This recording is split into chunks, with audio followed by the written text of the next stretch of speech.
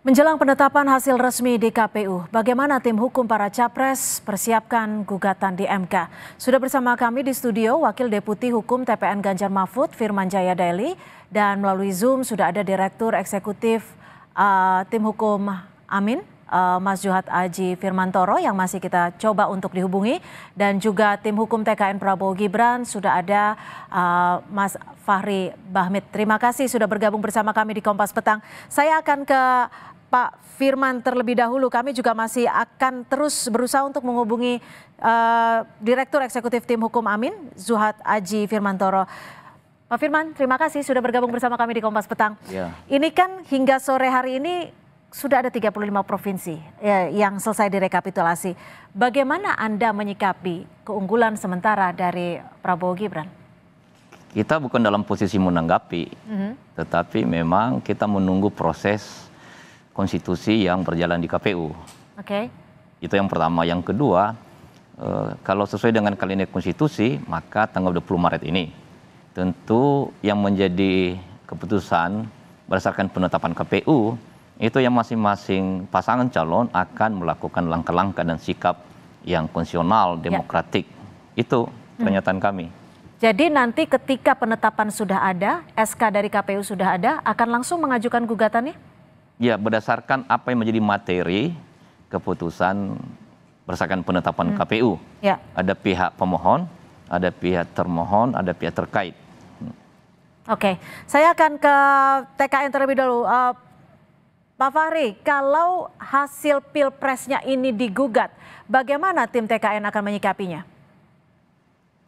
Iya, terima kasih. Kami sudah siap dari jauh hari, sudah sampai dengan hari ini juga kami telah menyiapkan langkah kesiapan secara potensial, itu sudah sangat siap. Kami juga mencoba untuk melakukan berbagai mitigasi, membangun analisis kira-kira apa yang akan dipersoalkan nantinya oleh misalnya oleh pemohon, entah dari 01, entah dari 03 tentunya. Dan sampai dengan detik ini kan belum kita belum dapat dokumen ya atau permohonan, karena memang seperti disampaikan Bang Firman tadi udah benar, sebentar mungkin menunggu hasil pengesahan dan penetapan secara nasional. Setelah itu dengan keputusan KPU itu akan menjadi objektum litis, akan menjadi objek perkara nantinya akan dibawa dan diperkarakan di Mahkamah Konstitusi tentunya. Nah, pada saat itu, pada saat perkaranya permohonan didaftarkan, setelah itu nantinya akan diregister dan seterusnya. Kalaupun nanti dianggap memenuhi syarat, maka permohonan itu akan disampaikan kepada para pihak, dalam hal ini KPU sebagai termohon, dan tentunya kami akan memohonkan diri sebagai pihak terkait dalam persoalan itu. Karena sesuai dengan hukum acara yang berlaku di Mahkamah Konstitusi, pihak TKN Prabowo sebentar nanti insya Allah kalau akan disahkan sebagai pemenang Pilpres, maka tentunya akan secara otomatis menjadi pihak terkait dalam soal sengketa ini. Nah, prosedurnya itu nanti kami akan mengajukan permohonan sebagai pihak terkait kalau nanti ada pihak yang mengajukan ke Mahkamah Konstitusi tentunya.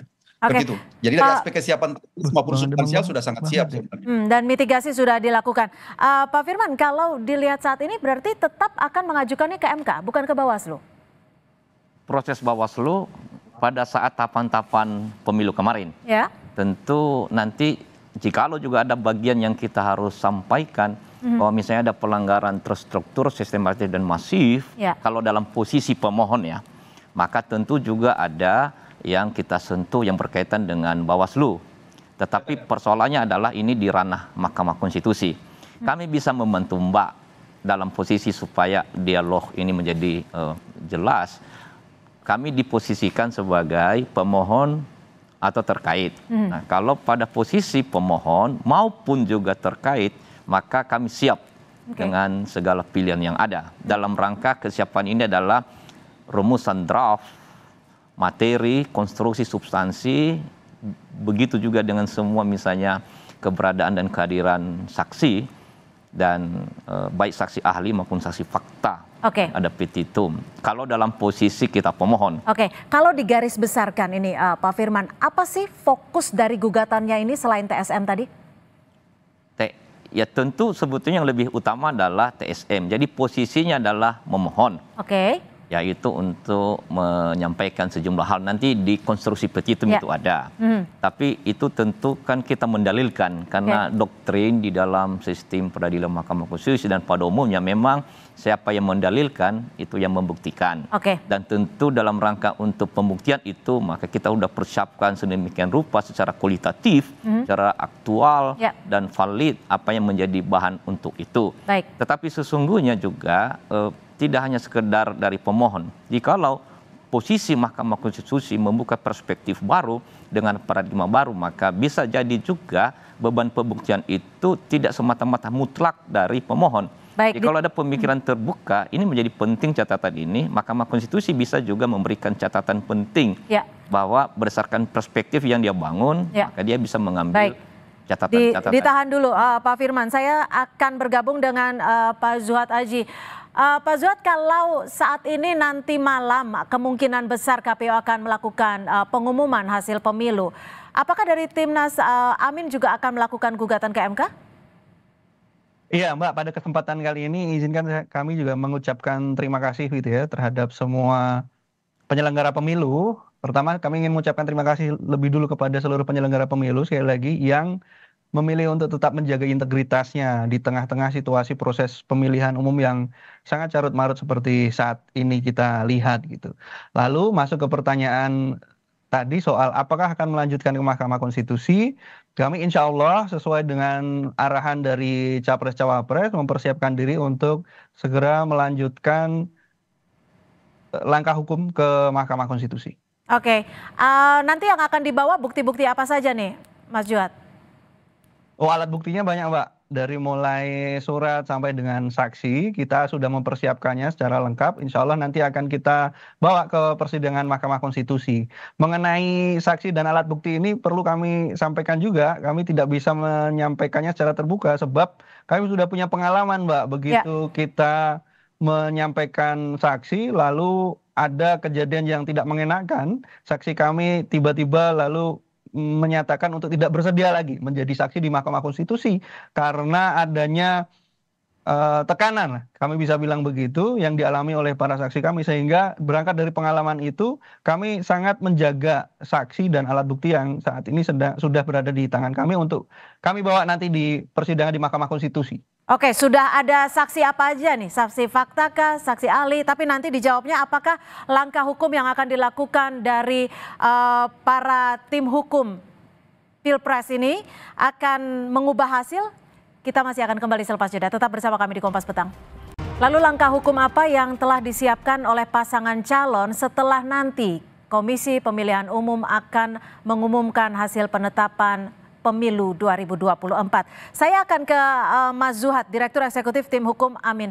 Mas Zuhad, nanti ini materi dari gugatannya akan terfokus pada apa?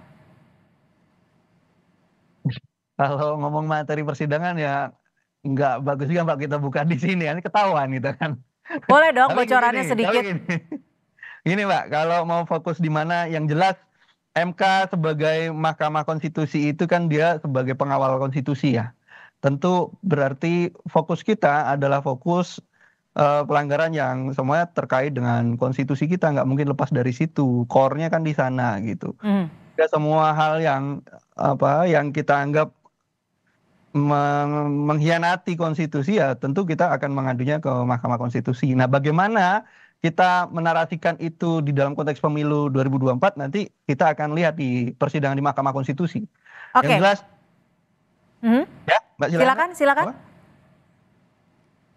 Ya, jadi proses pemilu ini kan tidak bisa dilihat hanya pada tanggal 14 Februari, Mbak. Kalau 14 Februari itu kan hanya satu tahapan saja.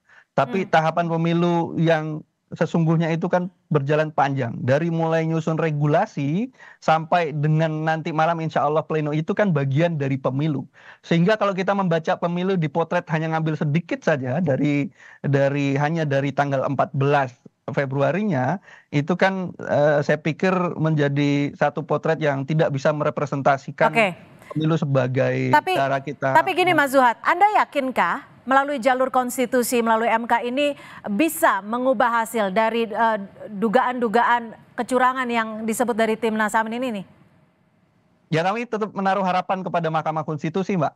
Bagaimanapun juga mau kemana lagi kita mengadu soal konstitusi ini kalau tidak ke MK, karena itu kita masih berharap optimis kepada Mahkamah Konstitusi yang hari ini dipimpin oleh Pak Hartoyo dan hakim-hakim yang lain gitu untuk bisa memberikan putusan yang seadil-adilnya, tidak hanya soal prosedural gitu, tapi juga soal bagaimana menghadirkan keadilan substantif. Sebab kita akan berbicara jutaan suara orang kan, Mbak, nggak cuman suaranya 01, 02, 03 gitu. Ini kan soal bagaimana membuat pemilu ini menjadi legitimate, tidak hanya sah tetapi juga legitimate. Dan itu hari ini bolanya ada di MK. Bolanya ada di MK. Kalau dari Pak Firman sendiri seperti apa? Tetap mengharapkan hasil tercapai melalui jalur konstitusi? Tentu, karena ini tidak sekedar lagi kepentingan partikular 03, 01, 02, tapi beyond melampaui apa yang menjadi pemilu itu sendiri. Ya. Dan itu bisa terkonfirmasi dengan apa yang menjadi aspirasi berbagai bentuk wujud masyarakat yang sebelum pemilu dan setelah pemilu itu harus kita akomodasi dan agregasi. Nah, oleh karena itu maka pengharapan dan optimisme tentu ada. Oke, tapi kalau kita lihat flashback ke belakang, ini kan belum ada hasil Mahkamah Konstitusi yang mengubah hasil pemilu. Sudah pernah, tapi pada level pilkada. Oke. Sesungguhnya ada tidak dua hal di situ. Level pilpres loh. Ada dua hal di situ, yaitu yang berkaitan dengan pelanggaran TSM sehingga dianggap kecurangan, dan yang kedua adalah karena kualifikasi pasangan calon yang kemudian itu terbukti terkonfirmasi itu memang tidak sesuai, makanya yang kedua ini didiskualifikasi. Ya. Yang pertama adalah maka bahkan ada yang dibatalkan langsung, ada dalam bentuk pemungutan suara ulang, ada juga pilkada ulang, bahkan ada juga yang penetapan langsung kepala daerah. Nah, oleh karena itu maka itu sesungguhnya adalah Mahkamah Konstitusi menempatkan dirinya sebagai pengawal konstitusi. Baik, itu yang diharapkan termasuk dalam perspektif itu maka tidak bisa dibatasi hanya dengan template yang sekarang ini, yaitu hanya pendekatan nominal, angka, selisih. Padahal ini adalah bagian dari sejumlah peristiwa sebelumnya dan setelah itu. Nah, itu diletakkan dalam konteks itu. Baik, ditahan dulu Pak Firman, kita akan simak ini di layar kaca adalah situasi terkini dari depan gedung KPU Jakarta, di mana massa masih terus berkumpul di sana sambil menunggu hasil penetapan rekapitulasi nasional Komisi Pemilihan Umum. Di mana massa ini memang masih melakukan aksi unjuk rasa terkait hasil Pilpres. Assalamualaikum warahmatullahi wabarakatuh. Bismillah, alhamdulillah. Hasbunallah wa ni'mal wakil. Ni'mal maula wa ni'man nasir. Oke, baik, kita akan lanjutkan kembali dialog sore hari ini. Mas Fahri, bukti-bukti apa saja yang akan disiapkan? Apakah sama seperti Ganjar Mahfud yang sudah menyiapkan saksi ahli, saksi fakta, dan sejumlah, bahkan kemarin saya dengar ada ribuan bukti-bukti. Kalau dari Timnas Amin sendiri seperti apa? Bukan Timnas Amin, Timnas bukan TKN Prabowo. Sorry, maksud saya ke Pak Zuhad. Bukan Fahri. Pak Zuhad, bukti-bukti apa saja yang telah disiapkan? Oh iya Mbak, tadi ya Mbak, bukti-bukti yang sudah kita siapkan lengkap dari mulai surat sampai pernyataan, saksi juga kita siapkan, saksi fakta maupun saksi ahli sudah siap semuanya. Tetapi sekali lagi Mbak, kita nggak mau menyampaikannya di dalam di luar ruang sidang karena memang ini menyangkut soal apa istilahnya? Strategi lah ya, strategi atau bahkan mungkin keselamatan. Karena tadi saya punya keselamatan. Ya, kita kenapa punya sampai keselamatan? Bagaimana saksi kami tiba-tiba menyatakan tidak bersedia setelah sebelumnya padahal sudah menyatakan kesediaan untuk bersaksi. Ketika kita cek ternyata memang ada pihak-pihak tertentu yang meminta supaya tidak bersaksi di Mahkamah Konstitusi. Nah, ini kan jadi pengalaman berharga untuk kita hari ini berhati-hati tidak mengungkapkan siapa saksi dan bagaimana alat buktinya, gitu. Baik, Mas Fahri, ini tadi kan disebutkan sudah menyiapkan langkah mitigasi. Artinya menganggap serius juga terkait adanya pengajuan gugatan nanti di MK? Iya, kami kan tim hukum yang sangat profesional. Jadi semua kemungkinan itu kita anggap serius. Tidak pernah kita menganggap bahwa satu sengketa yang diajukan ke ruang-ruang persidangan itu kita menyikapinya dengan cara main-main atau dengan cara tidak serius. Tapi kita sangat serius.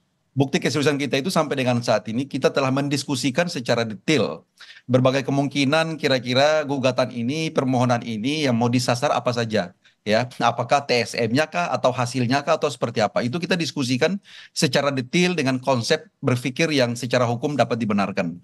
Nah, sejauh ini yang saya katakan bahwa untuk saat ini memang tim kami sedang fokus untuk menyasar soal-soal itu. Jadi kita juga implikasi dari kesimpulan tim kita nantinya akan menyiapkan alat bukti atau counterplay, apa namanya, counter argumentasi apa yang akan dibawakan ke Mahkamah Konstitusi. Karena prinsip beracara di MK itu siapa yang mendalilkan dia membuktikan.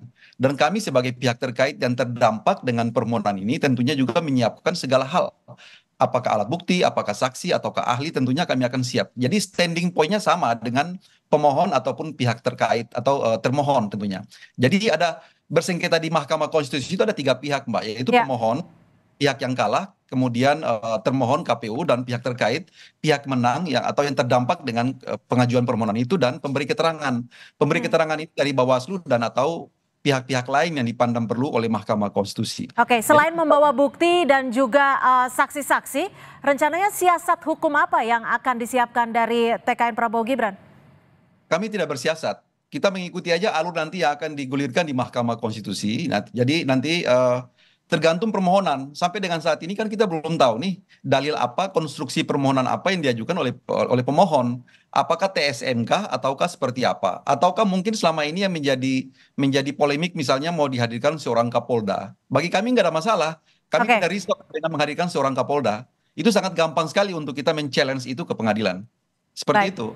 Baik, kita nantikan Pak Firman, artinya jika malam ini sudah ada penetapan dari KPU akan langsung melakukan gugatan seperti itu ya? Ya, udah siap.